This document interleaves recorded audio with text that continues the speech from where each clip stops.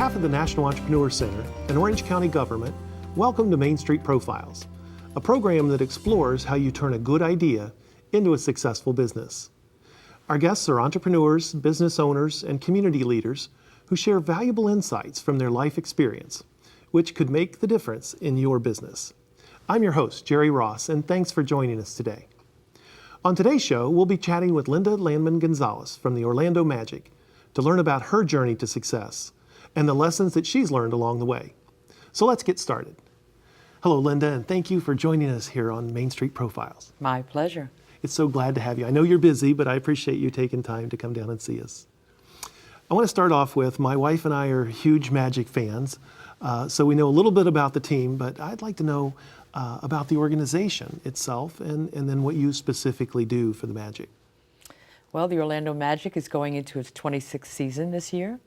The owners are the DeVos family, who have been extraordinary leaders for us in so many different ways in their commitment to community and to the Orlando area. They have been great community partners. They're phenomenal. Their investment in Central Florida is truly extraordinary in many ways. It is.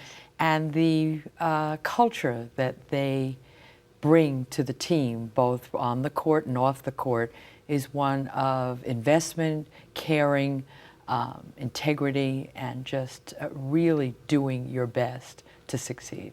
Well, that's a great example of leadership to set, not only for an organization, but for a team as well. We're very, very blessed, truly, to have them. But it's not just about basketball, right?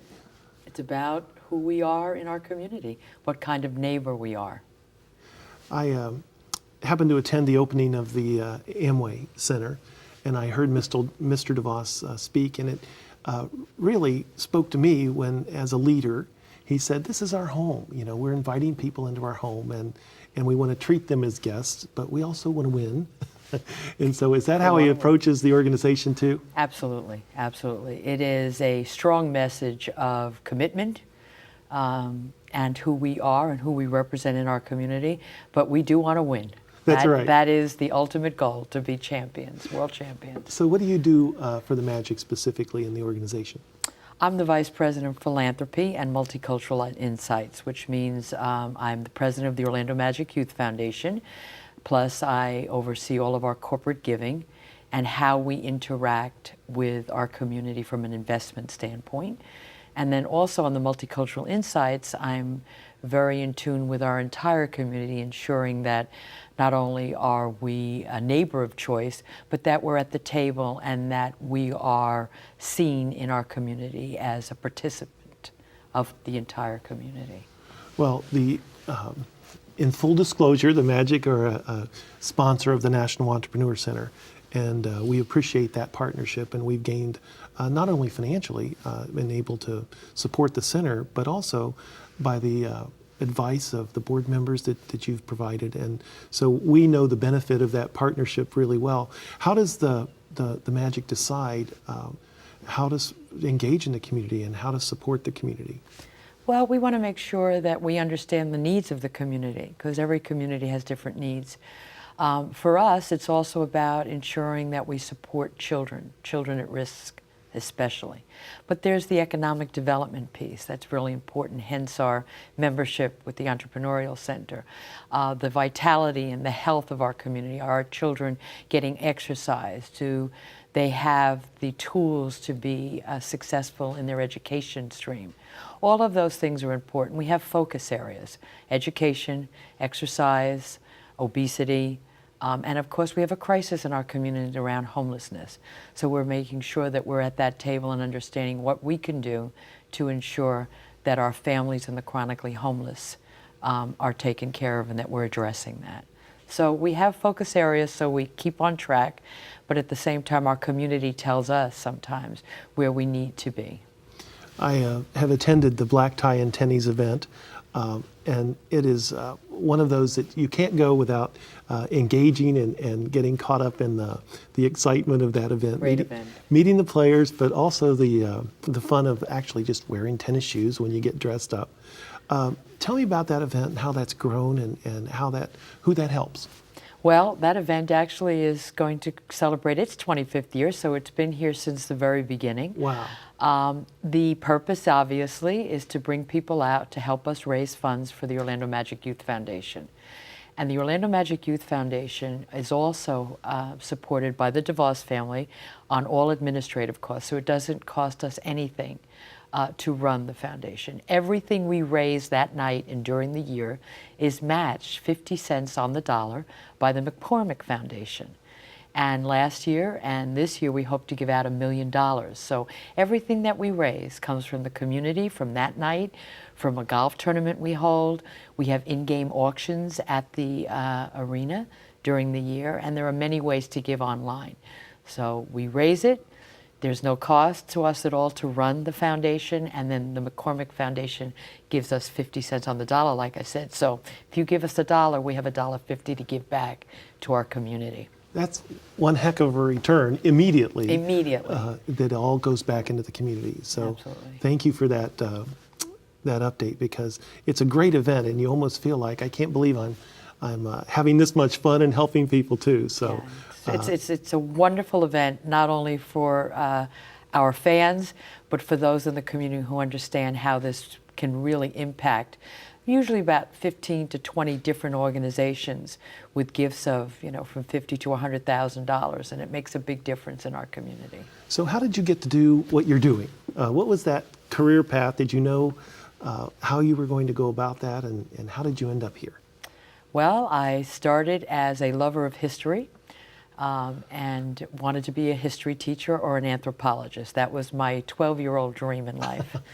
That took me to Mexico City to study at the UNAM, studying pre-Columbian history and culture, which in turn took me to my time learning a second language and a second culture in Mexico, meeting my now husband and having my children, and learning what it's like to be an immigrant in another country and not, an insider, as they say. Right. So that experience is probably the biggest force of who I am today. Came back to the United States with my entire family, where I continued to determine where my role was.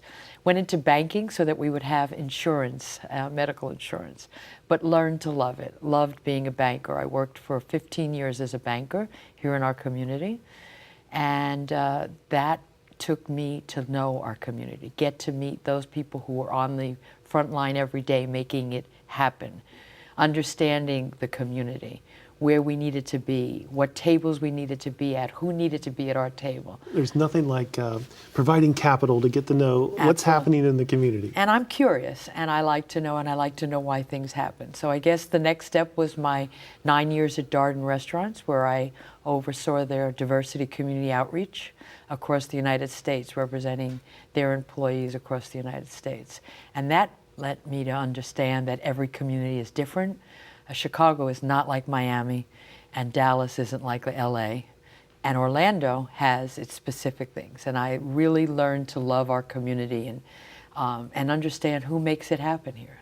After Darden, I was offered to work at the Orlando Magic, and it has been probably the most encouraging and most wonderful part of my life in this community, because the Orlando Magic's commitment is extraordinary. So I'm proud and honored to be here, and sports galvanizes people. At the end of the day, what sports brings to a community is truly a galvanizer of how the people come together. So it's been amazing. It's been amazing, and it's truly the place where magic happens, right? Pure magic. Well, if you'll hold on for just a minute, we're going to come up on a break, but we'll be back to talk about your background and experience. When we come back, we'll be learning a little bit about the background and personal journey of Linda Landman Gonzalez. So stay right there, and we'll be back with more on Main Street Profiles.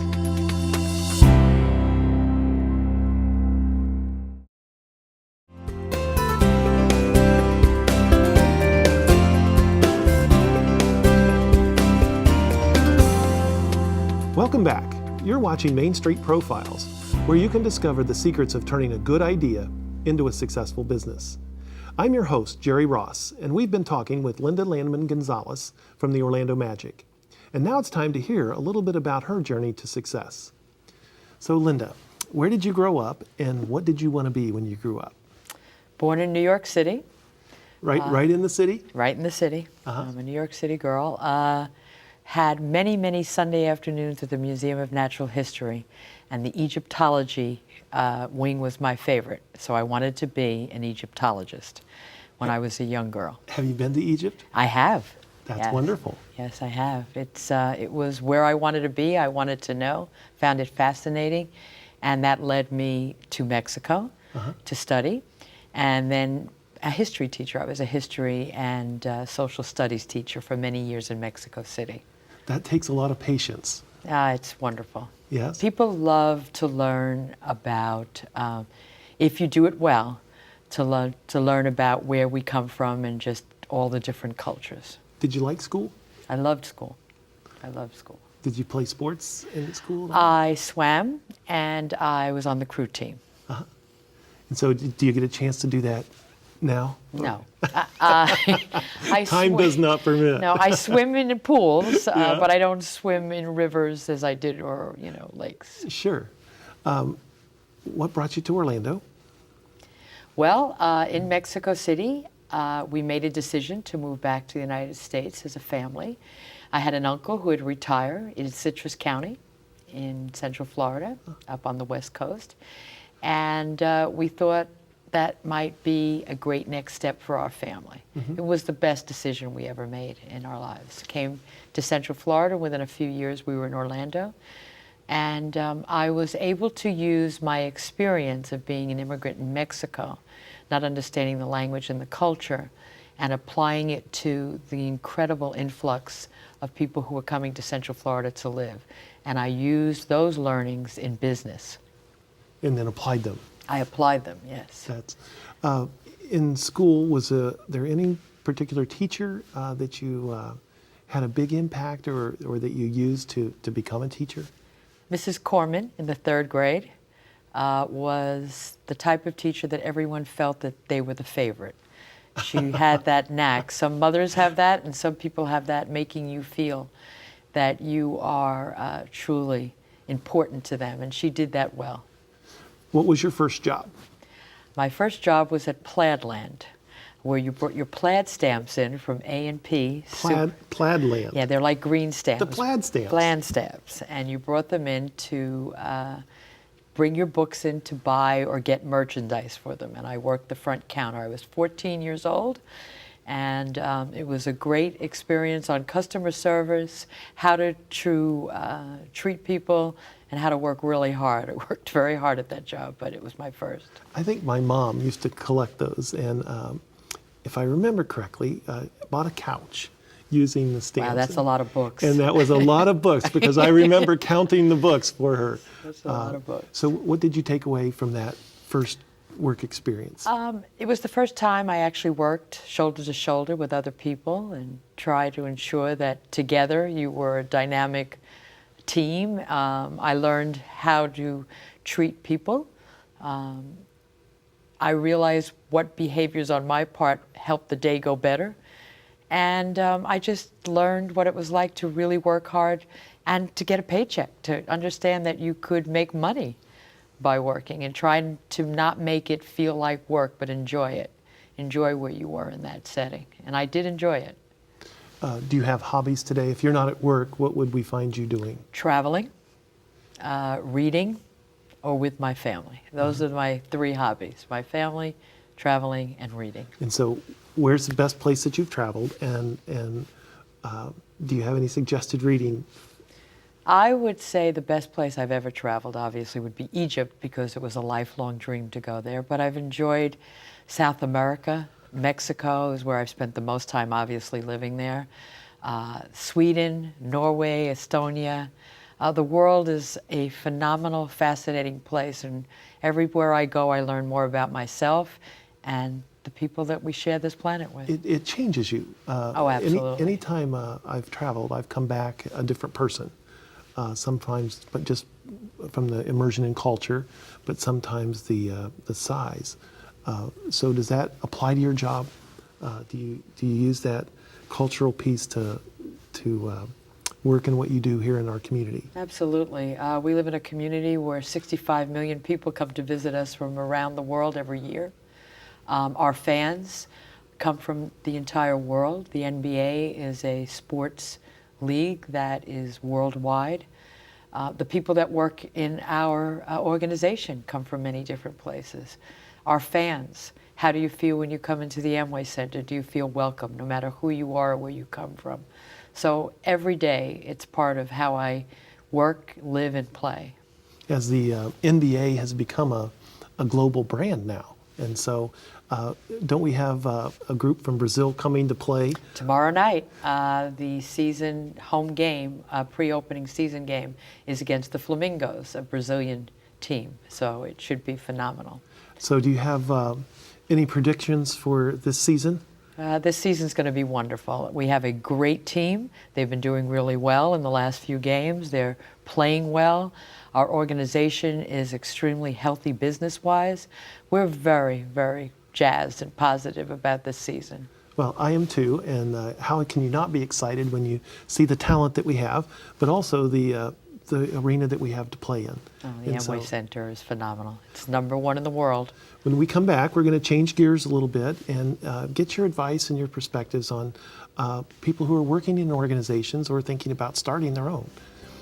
So stay tuned, and we'll be right back with more from Linda Landman Gonzalez on Main Street Profiles.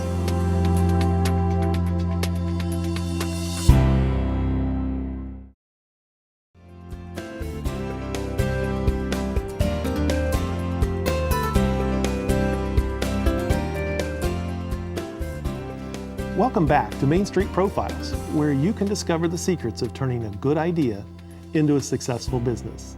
I'm Jerry Ross, and today we're talking with Linda Landman Gonzalez from the Orlando Magic. And so we've learned a little bit about what you do and your background, but I'd like to take this segment to talk about lessons that you've learned along the way of how do you build a successful career in corporate America, or some of those lessons that you've learned from your journey.